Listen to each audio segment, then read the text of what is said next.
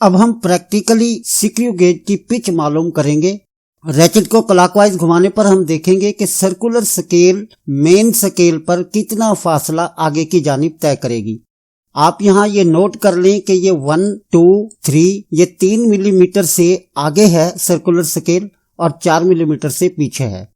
Circular scale का 0 main scale के ऊपर है और एक रोटेशन में देखते हैं कि हम ये कितना फासला आगे की जानिब इसने तय किया है, आधा मिलीमीटर। बिस्मिल्लाहिर्रहमानिर्रहीम। नहमदुहु व नुसल्ली अला रसूलिहिल करीम, अम्मा बाद। करोड़ों दरूदो सलाम नबी करीम सल्लल्लाहु अलैहि वसल्लम की ज़ात अक़दस पर, जो कि रूए ज़मीन की अफजल तरीन हस्ती हैं। प्यारे बच्चों, अस्सलामु अलैकुम। डियर स्टूडेंट्स, आज से मैं आपके लिए शुरू कर रहा हूँ एवरग्रीन गेस सीरीज और एक यूनिट पर मैंने ये 4 वीडियोस बनानी है, जिनमें के 6 MCQs, 7 शॉर्ट क्वेश्चन और 2 लॉन्ग क्वेश्चन होंगे। और इन 4 वीडियोस से ही आपका जो इम्तिहानी पेपर है वो सिलेक्ट होगा, आप चाहे पंजाब के किसी भी बोर्ड से इम्तिहान दे रहे हो। तो बच्चों, इंतहाई अहम सवाल हैं।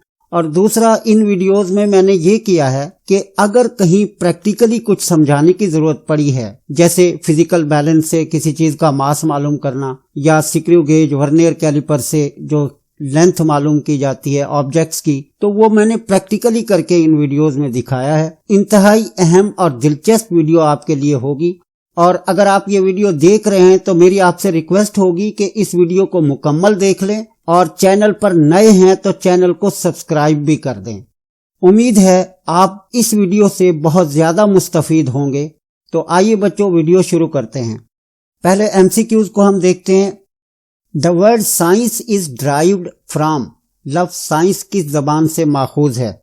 लफ्ज साइंस लातीनी जबान के वर्ड साइंशिया यानी जबान है लातीनी, और साइंशिया लातीनी जबान में एक वर्ड था जिसका मतलब है नॉलेज। तो ये 3 यहाँ पर चीजें आपके लिए इम्पॉर्टेंट हो गई कि जो साइंस है ये ड्राइव किया गया है लैटिन लैंग्वेज से, लातीनी जबान से, और लातीनी जबान का जो वर्ड है साइंशिया उससे, और साइंशिया का लातीनी जबान में जो मतलब बनता था, जो हम जिसे समझते हैं कि वो है नॉलेज, इल्म। इस मारूजी का जो जवाब है वो लातीनी होगा, यानी लातीनी जबान से ये माखूज है। किलोग्राम इज, किलोग्राम यूनिट है। अब ये बेस यूनिट है या ड्राइव्ड यूनिट है? आइए मैं आपको आपकी बुक पर लेकर चलता हूं और उस टेबल से ये बताता हूं कि ये कौन सी क्वांटिटी का यूनिट है। प्यारे बच्चों, आप यहाँ देख रहे हैं कि आपकी बुक में जो बुनियादी मिकदारों के लिए या बेस क्वांटिटीज के लिए जो टेबल है, तो इसमें 7 बेस क्वांटिटीज दिखाई गई हैं और ये 7 होती हैं।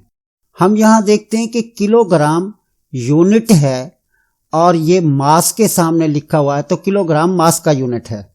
और चूंकि मास बुनियादी मिकदार है तो इसलिए ये बुनियादी यूनिट होगा, क्योंकि बुनियादी मिकदार के लिए इस्तेमाल हुआ है। तो किलोग्राम इज बेसिक यूनिट, बुनियादी यूनिट है। 5 लीटर इज इक्वल टू, बच्चों ये MCQs आपके लिए नई भी हो सकती है। पहले हम देखते हैं कि 1 लीटर किसके बराबर होता है। देखिए, लीटर वॉल्यूम को मेजर करता है, यूनिट है, वॉल्यूम की मेजरमेंट के लिए इस्तेमाल होता है। 1 लीटर 1000 क्यूबिक सेंटीमीटर के बराबर होता है, यानी 10⁻³ क्यूबिक cm। और इस तरह से 5 लीटर हो जाएगा 5 × 1000 क्यूबिक cm या 10⁻³ 10 की ताकत 3 क्यूबिक cm। 1 लीटर 1000 मिलीलीटर के बराबर भी होता है, 10⁻³ मिलीलीटर। और 5 लीटर 5 × 10 की ताकत 3 मिलीलीटर, ये ऑप्शन भी इसका ठीक है। इसी तरह 1 लीटर 0.001 क्यूबिक मीटर के इक्वल होता है, यानी 10⁻³ क्यूबिक मीटर। तो 5 लीटर 5 × 10 की ताकत -3 क्यूबिक मीटर हो जाएगा। तो ये ऑप्शन भी ठीक है। बच्चों, यहाँ जानकर मैंने ये तीनों ऑप्शन लिखे ताकि ये तीनों आपके सामने आ जाएं और आपको याद रहें कि आपके इम्तिहान में तो हो सकता है इनमें से कोई एक जो है होगा, बाकी 3 कोई और ऑप्शन होंगे, लेकिन आपने तीनों को जहन में रखना है। 1000 क्यूबिक सेंटीमीटर 1 लीटर होता है, 1000 मिलीलीटर 1 लीटर होता है, और 0.001 क्यूबिक मीटर यानी 10⁻³ क्यूबिक मीटर 1 लीटर होता है। तो यहाँ पर जो ऑप्शन है दिए गए तमाम ऑल, ये इसका जवाब होगा। The number of base unit in system international is. बच्चों अभी ये दूसरी एमसीक्यूज में हम देख कर आए बेस क्वांटिटीज को, 7 बेस क्वांटिटीज हैं। अब 7 बेस क्वांटिटीज के लिए जो इस्तेमाल होने वाले यूनिट हैं वो भी 7 ही हैं। तो इसका जो ऑप्शन होगा ये होगा 7। 1 मेगामीटर इज इक्वल टू, 1 मेगामीटर बराबर होता है। डियर स्टूडेंट, मेगा प्रीफिक्स है। Prefixes are words or letters added before SI units such as kilo, mega, giga and milli etc. देखिए बच्चों, ये prefixes words या letters होते हैं जो कि यूनिट से पहले इस्तेमाल होते हैं। ये 10 की पावर्स के जरिए बनाए जाते हैं, यानी ये 10 के मल्टीपल या सब मल्टीपल होते हैं। अब मीटर से जो बड़ा होगा वो मल्टीपल होगा, पावर 10 की पॉजिटिव इस्तेमाल होती है, और जो मीटर से छोटे होंगे जो प्रीफिक्सेस हैं मीटर के, वो 10 की पावर उनमें माइनस इस्तेमाल होती है। देखिए बच्चों, अगर 10 मीटर हो तो वो 1 डेकामीटर कहलाता है और डीए इसका सिंबल होगा। और अगर 100 मीटर हो यानी 10 की पावर 2 तो वो हेक्टोमीटर कहलाता है। 1000 आप जानते हैं किलो होता है और 10⁻³ होगा और सिंबल होगा इसका के। 10⁻6 यानी 10 लाख। अब अगर 10 लाख मीटर एक जगह से दूसरी जगह का फासला हो तो हम कहेंगे दोनों जगहों के दरमियान 1 मेगामीटर का फासला है। और मेगा के लिए ये जो सिंबल है ये एम इस्तेमाल किया जाता है, कैपिटल एम। 1 मेगामीटर, ये जो प्रीफिक्स है मेगा, ये 10 की पावर 6 के इक्वल होता है। इस मारूजी का जो जवाब होगा 1 मेगामीटर, ये इसका option number 4, option number D यानी चौथा ऑप्शन होगा 10⁻6 मीटर। A measuring cylinder is used to measure. पैमाइशी सिलेंडर से मालूम किया जा सकता है। नेक्स्ट आने वाली वीडियो में मयरिंग सिलेंडर पर मैं वीडियो बनाऊंगा कि मयरिंग सिलेंडर से किस चीज की पैमाइश की जाती है और किस तरह की जाती है, यानी वो क्वेश्चन एक शामिल है उसमें। Measuring cylinder is used to measure volume. Volume किस चीज का? लिक्विड का, या पाउडर की शक्ल में हमें कुछ दिया गया है पाउडर की शक्ल में, तो उसको पाउडर को सिलेंडर में डालकर उसका वॉल्यूम मालूम किया जा सकता है। और इसी तरह किसी बेढंगे ठोस जिस्म का वॉल्यूम भी हम मयरिंग सिलेंडर से मालूम करते हैं। डियर स्टूडेंट्स, ये मयरिंग सिलेंडर है और इसकी कैपेसिटी वॉल्यूम मयर करने की वो 50 मिलीलीटर है या 50 क्यूबिक सेंटीमीटर तक है। ये मुख्तलिफ रेंज में होते हैं और ये 2 लीटर तक की मेजरमेंट कर सकते हैं, यानी ये बड़े छोटे मुख्तलिफ रेंज में ये मेजरिंग सिलेंडर दस्तयाब होते हैं। तो ये सबसे छोटी रेंज का है जिससे कि 50 मिलीलीटर वॉल्यूम मेजर किया जा सकता है। अगर ये बड़ी रेंज का हो यानी 1000 मिलीलीटर तो वो 1 लीटर बन जाएगा, जैसा कि मैं भी पहली मारूजी में आपको समझा के आया हूं। लेकिन इससे आप 50 क्यूबिक सेंटीमीटर या 50 मिलीलीटर तक वॉल्यूम मेजर कर सकते हैं। डियर स्टूडेंट्स, मारूजी के बाद अब हम करते हैं इसके शॉर्ट क्वेश्चन। पहला सवाल यहां आप देख रहे हैं, define physics, also right any 2 names of its branches. Physics की तारीफ करें, नीज इसकी कोई सी 2 शाखों के नाम लिखें। डियर स्टूडेंट्स, सबसे पहली डेफिनेशन है आपकी बुक में पहले यूनिट में, physics is a branch of science in which we study matter and energy and their interaction. Physics science की शाख है जिसमें मादा और एनर्जी और इनके बाहिमी ताल्लुक का मुताला किया जाता है। फिजिक्स की तारीफ को एक दफा फिर दोहराते हैं, physics is a branch of science in which we study matter and energy and their interaction. और इसकी 2 ब्रांचेस आपकी जो बुक है इसमें दी गई हैं, एक साइड में ब्रांचेस के नाम दिए गए हैं और डेफिनेशन भी उनकी दी गई हैं। Geophysics, nuclear physics, electromagnetism, mechanics, ये इसकी ब्रांचेस हैं। फिजिक्स साइंस की ऐसी शाख है जिसमें मादा और एनर्जी और उनके बाहिमी ताल्लुक का मुताला किया जाता है। मादा मैटर, ठोस, माए, गैस, सॉलिड, लिक्विड, गैस 3 हालतों में होता है। एक चौथी हालत भी है प्लाज्मा, वो भी फिजिक्स में ही पढ़ी जाती है। अगर हम मादा को पढ़ रहे हैं, एनर्जी को पढ़ रहे हैं, हीट एनर्जी, लाइट एनर्जी या कोई और एनर्जी की फॉर्म है, तो ये भी फिजिक्स ही है।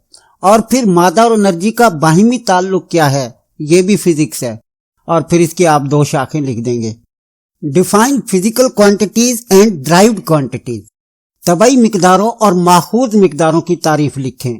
तो बच्चों, सवाल को आपने बड़े ध्यान से देखना है जब ये क्वेश्चन दिए जाते हैं। Physical quantities and derived quantities, ये फिजिकल क्वांटिटी की तारीफ पूछी गई है, बेसिक क्वांटिटी की डेफिनेशन नहीं पूछी गई। और उसके साथ ड्राइव्ड क्वांटिटीज, 2 डेफिनेशन इकट्ठी पूछी गई हैं। All measurable quantities are called physical quantities, यानी वो तमाम क्वांटिटीज, वो तमाम मिकदारें जिनको हम मेजर कर सकते हैं, फिजिकल क्वांटिटीज कहलाती हैं। जैसे लेंथ, लंबाई किसी चीज की, मास, टाइम, इन सब की हम जो है मेजरमेंट कर सकते हैं, इन सब को हम पैमाइश कर सकते हैं। तो ये फिजिकल क्वांटिटीज हैं। फिजिकल क्वांटिटीज 2 तरह की होती हैं, बेसिक क्वांटिटीज और ड्राइव्ड क्वांटिटीज। दूसरी तारीफ यहाँ ड्राइव्ड क्वांटिटीज की पूछी गई है। Quantities that are derived from base quantities, जो बेसिक क्वांटिटीज से ड्राइव की गई हों, वो क्वांटिटीज ड्राइव्ड क्वांटिटीज कहलाती हैं। जैसे कि स्पीड है, फोर्स है, वेलोसिटी है, etc। मारूजी में 7 बेस क्वांटिटीज हम देख चुके हैं। उन 7 बेस क्वांटिटीज से जो क्वांटिटीज, जो मिकदारें ड्राइव की जाती हैं, अक्स की जाती हैं, वो ड्राइव क्वांटिटीज कहलाती हैं। उर्दू में भी इस तारीफ को देख लें। तमाम काबिल पैमाइश मिकदारें तबई मिकदारें कहलाती हैं। मसलन लंबाई, मास, वक्त वगैरह, इनकी पैमाइश की जा सकती है, तबई मिकदारें हैं।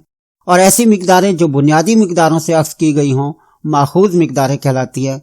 स्पीड, वॉल्यूम, एरिया वगैरह ये बुनियादी मिकदारों से अक्स की गई हैं, इसलिए ये माखूज मिकदारें हैं। स्टूडेंट्स, एक ध्यान आपने रखना है कि आपने किसी भी शॉर्ट क्वेश्चन का जवाब इसी तरीके से लिखना है कि ऊपर आपने हेडिंग देनी है। उसके बाद जो सवाल की हेडिंग बनती है, यानी हेडिंग दें, और ये मार्कर से हेडिंग दें और पेन से उसका जवाब लिखें। तो ये बेस्ट तरीका है किसी सवाल का जवाब लिखने का। डियर स्टूडेंट्स, तीसरा सवाल, डिफाइन मैकेनिक्स, मैकेनिक्स की तारीफ करें। मैकेनिक्स फिजिक्स की ब्रांच है और ये फिजिक्स की सबसे बड़ी ब्रांच है। आपसे मैकेनिक्स की डेफिनेशन पूछी गई, हेडिंग डालेंगे मैकेनिक्स, हेडिंग देंगे और नीचे फिर डेफिनेशन लिखेंगे, the branch of physics which deals with the motion of object. यानी हम अजसाम की अगर मोशन को स्टडी करते हैं तो इसका मतलब है हम फिजिक्स को स्टडी कर रहे हैं, और फिजिक्स की ब्रांच मैकेनिक्स को स्टडी कर रहे हैं।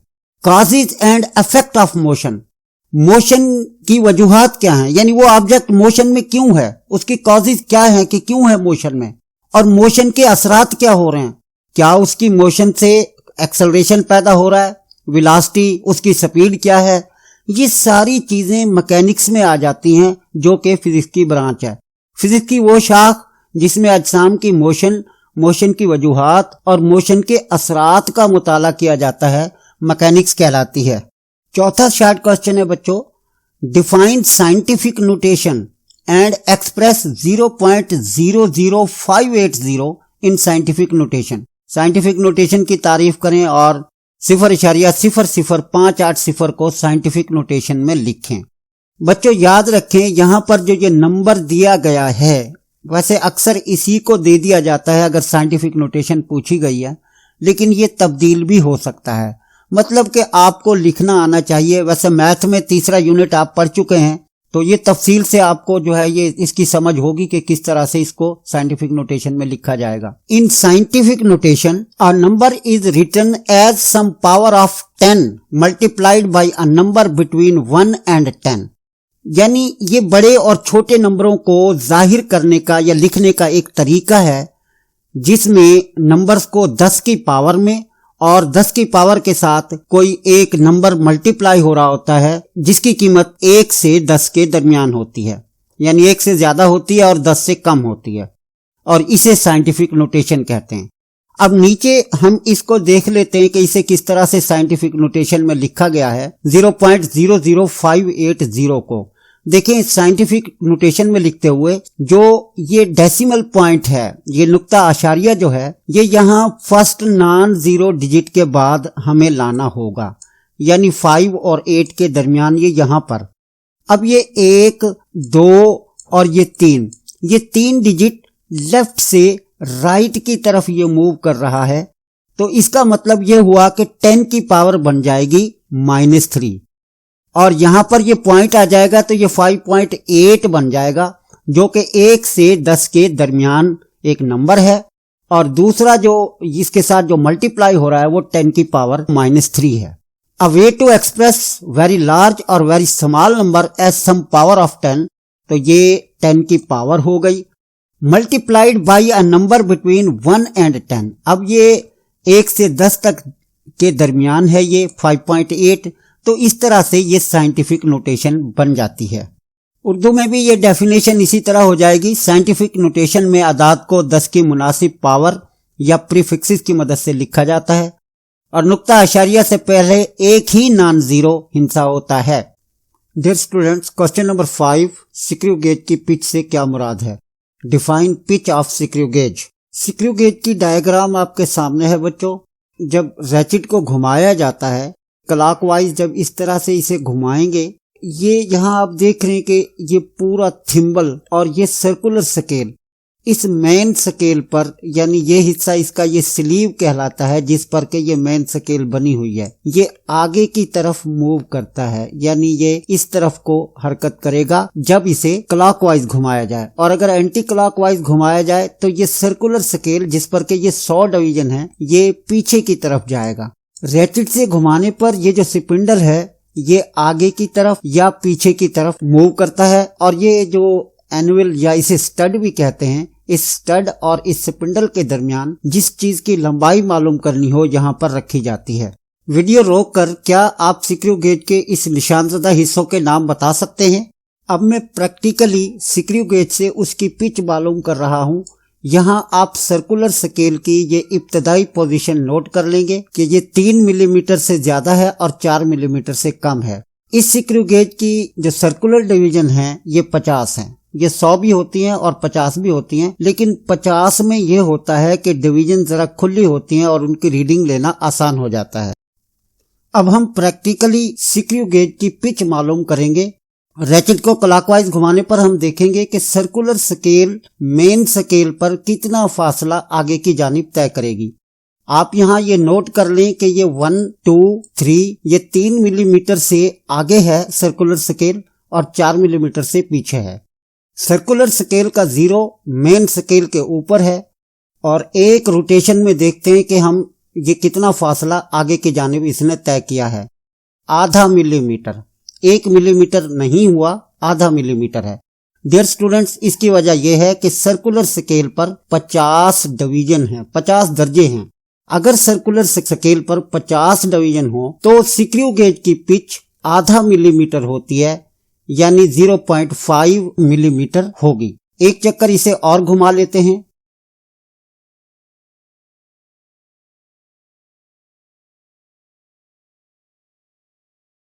अब इसने 1 मिलीमीटर का फासला मेन स्केल पर तय कर लिया है, यानी वो जो स्पिंडल है आगे स्टड की तरफ 1 मिलीमीटर चला गया होगा। तो बच्चों ये स्क्रू गेज की पिच है। Distance moved by the spindle in 1 revolution is called pitch of screw gauge. Thimble एक मुकम्मल चक्कर पर स्पिंडल पर जितना फासला तय करेगा इसे स्क्रू गेज की पिच कहते हैं। जैसा कि अब अभी हमने देखा, अगर सर्कुलर स्केल पर 100 डिवीजन हो तो ये 1 मिलीमीटर होगी और अगर सर्कुलर स्केल पर 50 डिवीजन है तो ये पिच 0.5 मिलीमीटर यानी आधा मिलीमीटर होगी। Next question, differentiate between mechanical stopwatch and digital stopwatch. Mechanical stopwatch और डिजिटल स्टॉपवॉच में फर्क वाज़ेह करें। आपकी बुक में बनी हुई ये मैकेनिकल स्टॉपवॉच की डायग्राम है। इस नॉब को दबाने पर ये दोनों सुइयां यानी ये दोनों हैंड्स इस एरो की पोजीशन पर ऊपर नीचे आ जाएंगे। यहाँ पर ये जो बड़ी सुई है ये सेकंड्स को मेजर करती है, जबकि इसके डायल पर बनी हुई ये छोटी सुई ये मिनट्स को मेजर करती है। इस नॉब को दोबारा दबाने पर ये स्टॉपवॉच चल पड़ेगी और ये सेकंड की सुई इस तरह, जैसे आप देख रहे हैं कि ये 40 की पोजीशन पर रुकी हुई है यानी 40 सेकंड, और यहाँ 1 मिनट मुकम्मल हो चुका है और ऊपर 40 सेकंड हो गए हैं। डियर स्टूडेंट्स, आपने गौर करना है इस 1 से लेकर 2 यानी इस 1 से लेकर 2 ये 1 सेकंड का वक्फा होगा। यहाँ मजीद ये 10 छोटी लाइनें लगाकर इसे 10 हिस्सों में डिवाइड किया गया है। जब स्टॉपवॉच को रोका जाता है तो ये इन सेकंड्स के दरमियान जिस लाइन पर रुकेगी वो सेकंड का हिस्सा होगा। चूंकि यहाँ 10 लाइनें हैं तो ये स्टॉपवॉच सेकंड के 10वें हिस्से को मेजर करती है, यानी इसका लीस्ट काउंट 0.1 सेकंड या 1/10 सेकंड है। अब हैं हम डिजिटल स्टॉपवॉच पर। ये आप यहाँ देखते हैं कि इस वक्त डिजिटल स्टॉपवॉच में ये टाइम चल रहा है। इसमें ये 3 बटन्स हैं। दरमियान वाले इस बटन से स्टॉपवॉच को सिलेक्ट किया जाता है, राइट साइड वाले बटन से स्टॉपवॉच को चलाया जाता है और इसी बटन से स्टॉपवॉच को रोक दिया जाता है। आप यहाँ देखते हैं कि स्टॉपवॉच रुकी है 5.94 सेकंड पर, यानी इसने सेकंड का 100वां हिस्सा भी मेजर किया है। तो यहाँ ये बात क्लियर हो जाती है कि इस स्टॉपवॉच का जो लीस्ट काउंट है वो 0.01 सेकंड है, यानी ये स्टॉपवॉच सेकंड के 100वें हिस्से की पैमाइश करती है। दूसरे लफ्जों में यूं भी कह सकते हैं कि इस स्टॉपवॉच का लीस्ट काउंट 1/100 सेकंड 1/100 सेकंड होता है। प्रैक्टिकली स्टॉपवॉच का मुशाहिदा करने के बाद अब हम इसका जवाब देखते हैं। Differentiate between mechanical stopwatch and digital stopwatch. Stopwatch is an instrument. Stopwatch एक आला है यूज टू मेजर, जो कि पैमाइश के लिए इस्तेमाल होता है, टाइम इंटरवल्स, किसी टाइम के वक्फे के लिए। It has 2 types, mechanical stopwatch और डिजिटल स्टॉपवॉच। अब हमने चूंकि इनमें फर्क बताने हैं और ये 2 नंबर का सवाल है तो कम से कम आप इसके 2 फर्क जरूर लिखेंगे। पहले कॉलम में आप मैकेनिकल स्टॉपवॉच और दूसरे कॉलम में डिजिटल स्टॉपवॉच की हेडिंग देंगे। A mechanical stopwatch shows reading through needles, यानी सुइयों के जरिए इसकी जो पैमाइश है वो ली जाती है। A digital stopwatch shows reading through digits, हिंसों के जरिए। और दूसरा इसमें जो फर्क आप लिखेंगे, the least count of mechanical stopwatch is 0.1 second, यानी ये सेकंड के 10वें हिस्से को मेजर करती है। और जबकि हमने डिजिटल स्टॉपवॉच में देखा the least count of digital stopwatch is 0.01 second. इसी तरह उर्दू मीडियम के बच्चे भी इसका जवाब, इस सवाल का जवाब इस तरह लिख देंगे। वक्त के किसी खास वक्फा की पैमाइश के लिए इस्तेमाल होने वाला आला स्टॉपवॉच कहलाता है। इसकी 2 किस्में, मैकेनिकल स्टॉपवॉच, डिजिटल स्टॉपवॉच। और फिर ये उसी तरह लिख देंगे कि मैकेनिकल स्टॉपवॉच में रीडिंग सुइयों की मदद से ली गई है या ली जाती है और डिजिटल स्टॉपवॉच में रीडिंग नंबर की सूरत में जाहिर होती है। मैकेनिकल स्टॉपवॉच का लीस्ट काउंट 0.1 सेकंड, जबकि डिजिटल स्टॉपवॉच का लीस्ट काउंट 0.01 सेकंड होता है। आखिरी short question, define geophysics. Geophysics की तारीफ लिखें। डियर स्टूडेंट्स, जब फिजिक्स की किसी ब्रांच से मुतालिक सवाल किया जाता है तो अमूमन 2 ब्रांचेस इकट्ठी दे दी जाती हैं और उनकी डेफिनेशन पूछ ली जाती है। क्योंकि 2 नंबर का सवाल होता है तो इसलिए 2 ब्रांचेस दी जाती हैं। The study of internal structure of earth is called geophysics. जमीन की अंदरूनी साख का मुताला जियोफिजिक्स कहलाता है। इंशाइया यानी लॉन्ग सवाल कर लेते हैं। Find the mass of a piece of small stone with the help of physical balance. Physical balance की मदद से एक छोटे पत्थर के टुकड़े का मास मालूम करें। हम प्रैक्टिकली फिजिकल बैलेंस से मास मालूम करेंगे। प्रैक्टिकली मास मालूम करने से पहले आप इस डायग्राम पर गौर करें कि ये एक फिजिकल बैलेंस है। ये बीम है, इस बीम पर यहाँ हुक के जरिए ये 2 पलड़े लटकाए गए हैं और इन पलड़ों में नीचे ये पेन, थाली जैसे तराजू की होती है और उससे 3 रस्सियां बंधी होती हैं। अभी हम प्रैक्टिकल करेंगे तो आप ये सारी चीजें देख लेंगे। ये प्लम्ब लाइन है, इसकी मदद से इसके इस प्लेटफॉर्म को इसे बैलेंस किया जाता है। नीचे ये स्क्रूज हैं, जब हम इसे मेज पर रखते हैं तो इसे हिलना नहीं चाहिए, ये बैलेंस हो। स्टूडेंट्स, फिजिकल बैलेंस को टेबल पर एडजस्ट करने के बाद अब आप फिजिकल बैलेंस को सेट करेंगे। सबसे पहले आप बीम पर लगे नंबर नोट करेंगे। इसी तरह इनके पेन्स पर, पलड़ों पर और हैंगर्स पर नंबर लगे होते हैं, ये आपने नोट करने। अब 1 नंबर हैंगर को आपने फिजिकल बैलेंस की लेफ्ट साइड पर यानी 1 नंबर की तरफ लटकाना है और उसी में आपने 1 नंबर हैंगर और 1 नंबर पेन को उसमें रख देना है। तो यहाँ ये 1 नंबर हैंगर को लटका दिया गया है और इसी तरह 2 नंबर जो हैंगर होगा उसे फिजिकल बैलेंस की राइट साइड पर लटका दिया गया। इनके हैंगर्स और हैंगर्स में पेन आप रख देंगे उनके नंबर्स के मुताबिक। अब आप नॉब को क्लॉकवाइज घुमाकर बीम और पलड़ों को उठाएंगे और पॉइंटर की पोजीशन नोट करेंगे। अगर ये 0 पर ना हो तो बीम पर लगे स्क्रूज को आगे पीछे करके इस पॉइंटर की पोजीशन को आपने 0 पर करना है। इसके बाद आपने लेफ़्ट पलड़े में उस ऑब्जेक्ट को रखना है जिसका आप मास मालूम कर रहे हैं और वेट बॉक्स से मुनासिब वेट लेकर राइट पेन में रखने हैं और बीम को ऊपर उठाना है और पॉइंटर की पोजीशन नोट करनी है। अगर पॉइंटर 0 पर ना हो यानी एन दरमियान में ना हो तो आपने राइट पलड़े में जो वेट हैं इनको बदलना है और ये अमल उस वक्त तक करना है जब तक कि पॉइंटर की पोजीशन एन दरमियान में यानी 0 पर नहीं आ जाती। राइट पलड़े में जो टोटल आपने वेट रखे हैं इनका जो मास, इनका जो टोटल होगा वो लेफ़्ट पलड़े में रखे गए ऑब्जेक्ट के मास के इक्वल होगा।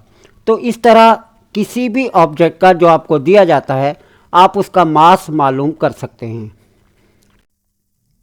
डियर स्टूडेंट्स, प्रैक्टिकली छोटे पत्थर के टुकड़े का मास मालूम करते हुए जो स्टेप्स आपने लिए हैं अब उनको इस सवाल के जवाब में आपने लिखना है। सबसे पहला स्टेप जो हमने वहां किया वो ये था कि adjusting the levelling screws with the help of plumb line to level the platform of physical balance, यानी फिजिकल बैलेंस का जो प्लेटफॉर्म है हमने वो टेबल पर बैलेंस किया था। दूसरे स्टेप में ये किया था हमने कि raise the beam gently by turning the arresting knob clockwise हमने अरेस्टिंग नॉब को घुमाया था using balance screws at the ends of its beam, और जो बीम के सिरों पर जो स्क्रूज लगे हुए थे उनको आगे पीछे घुमाने के बाद हमने पॉइंटर की पोजीशन एन दरमियान में यानी 0 पर की थी। तीसरा स्टेप हमारे इस सवाल में जो जवाब में बनेगा वो इस तरह से होगा कि हमने पॉइंटर की पोजीशन 0 पर करने के बाद अरेस्टिंग नॉब को दोबारा एंटी क्लॉकवाइज सिंक में घुमाकर बीम को उसकी सपोर्ट्स पर रखा और जो हमें ऑब्जेक्ट यानी वो छोटे पत्थर का टुकड़ा जो दिया गया है उसको लेफ्ट पेन में रखा है।